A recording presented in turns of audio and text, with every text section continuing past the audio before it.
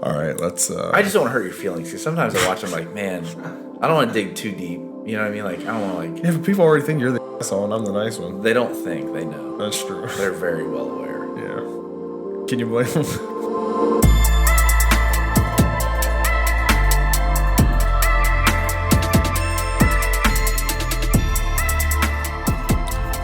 Welcome to How Stupid People Succeed. I'm Josh, and this is Jeremy Dunn. And this is How Stupid People Succeed. Yeah, we should start having our intro overlay like as you talk, and then fade in when it starts getting good. Yeah. Before we go any further, I'll give you a shout out to Tony Young, Beautiful cup. who's going to be one of our esteemed guests here shortly. We're building up another round of guest spots, which they're going to be awesome. Tony Young, you can check him out on Instagram at young_03. Hand makes and hand paints and hand fires. I don't think you hand fire it because that would burn. Maybe he has gloves. I care so much about the art. But absolutely incredible. And when you hear his story a little bit, you're definitely going to check in. So, yep. Also, make sure you like us on Facebook, subscribe to us on Apple, Spotify, YouTube, and make sure you tag someone. Tag somebody. Tag them. Share it. Yeah. Tag them, share it. Why not? So just like good friendships. Yeah. Yeah. Yeah. So we'll jump into this. What are we talking about today, Jeremy? Questions illustrate how smart you are. Statements show how dumb you are. Watching a boss of mine who was an early mentor, when I first started out, my first job after college, and it was this professional job, so I felt really cool or whatever. I always watched him navigate rooms, and he always had this incredible ability to engage people in these conversations. Like he could walk into, like a chamber event or some kind of social setting or whatever it was, and he could intentionally navigate to the person he wanted to talk to and navigate that conversation to where he wanted to have the conversation go, and always come out either some kind of improved information, improved business communication or information or whatever it was. And I just watched him. And when I watched him, I realized he does it all by asking incredibly engaging questions, which some of the other people we've had in our life mentor us. That seems to be an extremely undeniable common thread of very, very intelligent people. They know how to ask questions. And I think one of the lies early career tells you is you have to prove how smart you are. So you say a bunch of stuff, but nothing feels worse than being in a meeting and making that black and white statement and you are completely wrong. And marriage and children will definitely probably increase those odds more where you say something and you're just completely wrong. So for you, what's a moment in your life where you knew, oh crap, I just exposed how dumb I am because I wasn't smart enough to ask a question. I felt like making a statement. All the time. All the time. Hence, how stupid people succeed. Yeah, for sure. Sure. You can be an idiot and still be successful in areas of life. Yes.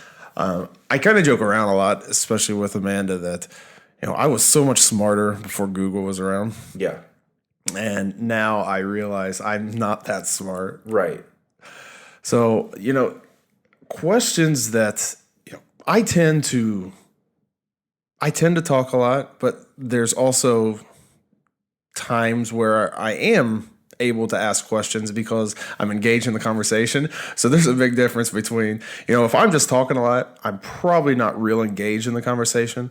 But if I'm engaged in the conversation, I have the ability to sit back and ponder on the conversation and ask questions to try to draw out more in you. And that's something that you learn as, kind of as you're growing up through life, through high school, through college.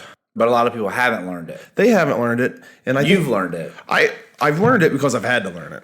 You know what I mean? Mm-hmm. So there's so many times where you can just ramble on and on and on and on and on. And just you get to the end of that conversation, it's what was I even talking about? Right. I have no idea. It's it's I've made so many statements. I've run out of intelligent things I think I could even think about or something. It's true. I'm stuck. Yeah. And that's when you just end it with, Well, folks, we're all done. We're done. Which, judging by our podcast, we have 15 to 20 minutes of intelligent thoughts, and then we're tapped out. Yeah. That's where good questions come in. Because a great question can change the landscape of the conversation. Yeah. A great question shaped and molded out of, I'm engaged in this conversation. I care about this conversation. I'm trying to work towards some kind of good. And you're engaging with other people that are also kind of vibing on that. That's when conversations can become extremely productive. I think you hear people talk about how they hate meetings or how time's wasted in meetings. Well, that's just because those leaders or those people around the table are being ineffective. The production of the meeting is really more about how engaged is everybody around the table. So I've learned this, especially being able to kind of steal things from my wife, who's an educator who focuses a lot on cooperative learning. So if you think about, a terrible picture of a meeting, you also think about a terrible illustration of, the classrooms of old. Teacher stands up in front, lectures, asks a question. The 4 smart kids in the front of the class raise their hand. They're engaged. You were one of those Me, kids. on the other hand. You were one of those kids. In college, I was definitely that kid. Yeah. But in high school, I was the exact opposite. Like, literally, physically, where I sat in every classroom in college, I always sat in the front. And I read, every textbook cover to cover. In high school, I literally read nothing. I sat in the back of the class, and I was always just goofing off, nothing serious about it. But I was also never engaged. And in that moment, there was no real level of engagement to do that. But when you ask a question, it immediately creates engagement. When you make a statement, it just kind of almost walls off what's been said. So there's also been conversations I've had with people where their statements tell me how open they are to more information, how open they are to the topic that we're discussing.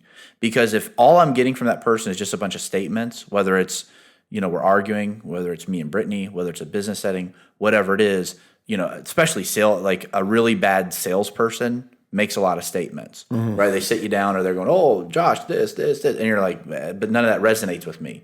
Why? Because the statement is just your one-sided perspective of that situation. That's why an ineffective meeting with a leader just talking, who cares? Either one, just tell us what to do and we'll go do it, or 2, engage in some conversation. Let's get everybody motivated. So when you're in those settings, let's say it's a business meeting and there's some value there that you're pulling from somebody, or it's a meeting that you're leading, which you're going to be doing a lot more of now as you progress, or just even something that you're trying to navigate with your wife. How do you try to work through that to ask questions that help you move forward and also engage the group? Well, when you're asking questions, you should be legitimately trying to gain understanding. And when you ask those questions, you're trying to gain the understanding, that creates the perception that you care. If you remember the old adage that, people don't know, or people don't care how much you know until they know how much you care. Mm-hmm. Asking those questions is the gateway into showing them that you actually care about, the topic, the person, or whatever. Yeah. And then that is the entryway to allow them to open up, to express what they have going on, so you can get their perspective, so on and so forth. Yeah, and even if you are in a situation, because obviously in conversation there are questions, there are answers, so there are statements. So it's not saying, you have to be some, Buddha level, why is the water wet? You don't have to ask some really goofy question. There will be statements, but in the natural course of the conversation, you don't want to be the person that shuts down the conversation or excludes information that you could benefit from. I think that's one of the other scary things that I've learned in a lot of conversations with just different people is you never know somebody's story. You can assume you know their why, but until you really sit down and you ask some engaging conversations to dig into who they are as a person, then it becomes so revealing. So a lot of the conversations I've had where maybe I'm guilty of making too many statements or they're guilty of making too many statements, they don't really go well. Yeah. You know what I'm saying? It's kind of like the political narrative of what we see on the news or whatever. It's just, I'm going to say a statement. Now you say a statement. Now I say a statement. Now you say a statement. And both sides sound really dumb. Yeah. Right? So if I recorded and all of us, our skin would crawl. But if I video recorded an argument with you and Amanda or Brittany and I, and I replayed that argument, and it's probably just a bunch of statements. I win though. Yeah, you would win. You would lose. You'd have a black eye and you would lose. We all know this. Truth. But we would replay that argument, and both of you probably go, "Oh my gosh, we look so dumb," right? But then there's a point in that argument where typically something will break. Somebody will exercise some form of humility or some form of, okay, let's gather together in this, and they'll ask a question or whatever. And then you look at that and you go, "Oh my gosh, we look really smart." And especially if you're around extremely intelligent people in like a work setting or something like that, very few people are going to be impressed by what you can say. They're more impressed by your willingness to try to understand the depth of the problem and your comprehension of the solution. And just like a good research paper, your opinion and what you write should have very, very little to do with your own personal opinion. Yeah. It's like, even when we talk, a lot of what we say isn't vetted from our own brilliance, because again, we're professing we're not brilliant, but we're massive. If there's one thing you and I probably do good, it's we get around smart people and we steal the crap out of everything good they do. Mm-hmm. Right? Yeah. So again, like with real estate, everything you've done in real estate, I mean, what has legitimately come from you creating it completely on your own? Nothing. Right? Nothing. Right. But that's a good point. Yeah. This person's intelligent. So if you're the master of your universe and you're the one making all the statements, one, you're probably in a very small universe, and two, you're probably not as smart as you really think you are. Yeah. You should constantly be in environments where you're like, oh my gosh, that person is sharing something that I'm unaware of. Let me ask more questions. And then on the flip side, I've been on the team side in a meeting where, you know, like the owner or the boss or the big dog or whatever is asking me questions. And then it causes me to really know I'm going to be held accountable to this information. And this information is also going to have consequences and results. So I better know what I'm talking about. And I better ask a lot of clarifying questions to make sure I'm doing what is needed to be done. So when is a moment in your life that you've been around somebody that you're like, oh my gosh, I was able to kind of like tap into this conversation and they just opened up. And I was able to learn so much from somebody I didn't think would even care to talk to me. We see that. I mean, you can see that daily just in the business world, with people, clients, customers you interact with. One person is, everything about asking the right questions, honestly, it's just, if you think about it, it's really geared towards getting to the root cause, or not the root cause, but basically the root issue that is underlying. So, like if I say statement, and you're saying statement, we're never really getting to the underlying issue of what's going on. Mm-hmm. And then when you ask those questions, it's just like peeling back an onion, right? When you ask those questions, you're getting deeper and deeper and deeper to the root cause. Hopefully the idea is to speed things up. So if I have a question or if I'm having a conversation with a client and they're telling me everything they want, like I'm the professional, I should be asking them leading questions to try to open up that door to really what they're looking for or really what they want, because they may not even fully know what they want. Right. But that's where a good question can kind of guide them to answering those questions. And one of the I just wrapped up last month a book called QBQ. So it's called The Question Behind the Question. And the idea essentially is, somebody's telling you something, and it's up to us to dig behind it and dig deeper and get to the root core issue of what spurred what sparked that initial question or that initial comment.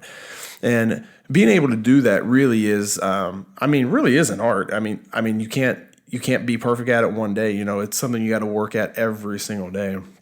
And as I was reading that book, I really thought about one person in my life that is exceptional at asking questions, and that's a good friend of mine. His name's John Chapman, and he's one of those guys that when you just like you alluded to, you've never had a conversation and you've never felt like, wow, he's an amazing guy and he cares, because every question or every conversation you have is continued with questions from him out of a genuine I care type Right. platform, and everything that I try to do, and I'm not great at it, but I'm getting better at it, is, like, I ask questions because I genuinely want to care. I want to know what's going on and how to help, or just how to be there even. Yeah. So there doesn't even have to be like, like, we're here to help, but it's just like, hey, we're a sounding board, we're here. Just shoot. Yeah, I was going into a conversation with somebody that is on the highest level of global business, right? I knew I had this very short window, and I was getting ready to go into a phone conversation with them, knowing probably they carved out 10, 15 minutes. And if I'm not engaging to that person, I'm going to get about 2.5, and they're gonna hang up. Yeah. And as I was preparing for that meeting, I'm thinking about, okay, what must their reality be like? So I go LinkedIn, I go to the Wall Street Journal, I go to YouTube, I start looking up all this stuff about this individual and trying to understand, what's their reality, what's going on, or whatever. And in the preparation, I found, and this is what's really funny about influential people. You think about, like the Taylor Swifts of the world, or the Travis Scotts of the world, or LeBron James of the world, and they're doing some really incredible things. But most of the people that are the insanely influential people, this guy had 167 views on this YouTube video, and he's broken barrier after barrier across his career. I mean, just an incredible, incredible career. And as I was watching that video, and as I was trying to learn more about him, I learned what was important to him. Yeah, for sure. Which is also a huge part of communication. If I'm communicating with you about something that I only care about, and typically that's a statement thing, or if I'm trying to ask you questions about things I only care about, the conversation is only going to go so far because you're not engaged on that level. But if I connect to your passion, if I connect to your interest, now all of a sudden I resonate with you, which is a huge part of communication. We live in, the social media world where there's communication after communication. How much of it at the end of the day truly resonates with you, and how much of you are truly resonating with other people, where people want to communicate with you, right? So when you see, like John Chapman's number pop up on your phone, you're probably excited to answer that because you're looking forward to what that conversation is going to mean. Versus other people, you see them pop up and oh, geez, let me try to just answer the questions I need to answer and get out of this conversation, or say what I need to say, or do what I need to do, or whatever it is. So in the first 2 minutes of the conversation with this individual, I had made a comment, and the comment was about his son, who had just been recruited by the North Carolina Tar Heels. And it was the very first thing I said to him. And I kind of said it coy. So I said, hey, I bet you're buying a lot of baby blue clothing lately. And he goes, what? So I bet you're buying a lot of Carolina blue clothing lately. And he kind of paused, and then I start hearing him laugh. I'm like, got him, right? Yeah. And so then it started that whole conversation. And I was able to have that full conversation with him about, the purpose of the discussion. But none of that ever would have occurred if I didn't show that vested interest. And in that meeting, I'm also preparing, realizing there's no amount of intelligence I can impress him with. Yeah. He's functioning on this crazy high level, information all the time. What do I really have to say? Unless I'm drawing an interest of his that we connect on. Yeah. And then that's the basis of the communication. That's the basis of the question. Yeah. So you walk into a strange environment. Let's say, okay, there is somebody that you want to have a conversation with. Maybe it's somebody that you've watched from afar for a while, or maybe it's somebody that, you're in a meeting and they said something that really interests you, so you want to have a little bit more of a conversation after a presentation or whatever it is. How do you try to drum up the question? Because there's always the pressure of, I don't want to sound really dumb. How do you try to drum up a really good question to kick off that conversation? So you're the one taking the action, but you're trying to engage that person. Well, you try to engage them by trying to get that rapport. So hopefully, if it's a presentation, there's something they've said that, if I don't know them, there's something I can pick up on and, like I can relate to. So try to spin it into kind of that mutual bond that we may have, just like you with him and basketball, you might, I know it's probably not tough for our listeners to see that you're probably not the greatest basketball player in the world. No. But you can appreciate. But 5'10" and white is a death sentence for the NBA. So. No, but you use that and you I don't say you twisted that, but you use that because you care about and you can appreciate the ability of excellence to be recruited by a Yeah. I mean, North Carolina Tar Heels to play basketball. I mean, like that is one of the meccas. Yeah. And this kid's probably one and done. Oh, like yeah. He's that. Yeah. It's crazy. But you grab that because you know what it's like to be a dad, and you know how proud you would be of your kids if that happened. Yeah. And you were able to kind of twist that and say, hey, I have a kid too. In essence, and like And we can relate. He's not going to be a basketball player. That's for Anchor's sure. probably not going to be a basketball Anchor player. will not be a basketball player. No, but no, it's the whole goal is to build rapport, and if you can't build rapport, you're not going to have those abilities to ask questions, or you're not going to have those chances to ask questions. It'll just be statement here, statement there, statement here, statement there. It's kind of like Facebook or Twitter. Like all those platforms are really geared towards statements. Yeah. Right? So you really don't have a whole lot of chances to have the engagement. So being able to create those opportunities where you can have the engagement, and that's why Facebook loves that stuff so much. The engagement on Facebook. So if people are commenting, people are liking, people are sharing. Facebook thinks that they like it and they want to see it. So Facebook's going to throw that stuff in front of people's faces a lot more. Yeah, and that's why you do it, because Facebook wants us to have a conversation. Because Facebook wants to be where we have that conversation. Right. Yeah. For sure. Which also leads into something we can pick up the next time we revisit this, but the one-sided conversation is also a one-sided lie. So there is also the challenge on social media of you post something, whether it's a political rant or a social rant or something, and everybody's like, yeah, great. Well, and they're like kind of applauding you socially. Yeah. And then you let that feed you, but it's like, but what did you really accomplish? Like, who woke up today better because of your action and your opinion and your idea, which I think ultimately that's what great communication, so what great questions does, is it illuminates the solution that's sitting there, that's possible, that's capable. I think statements just kind of close off people's creativity. I agree. Yeah. I agree. Cool. Well, that's about it for today. Unless you got anything else? No. Okay. Well, this is How Stupid People Succeed. I'm Josh. This is Jeremy. Make sure you like us on Facebook, Instagram, subscribe to us on Apple iTunes podcasts, and Share it. Share it. It's all about the shares. The shares are crazy. All about the shares in the comments. Tag somebody. @young_03 on Instagram. Incredible. Take care.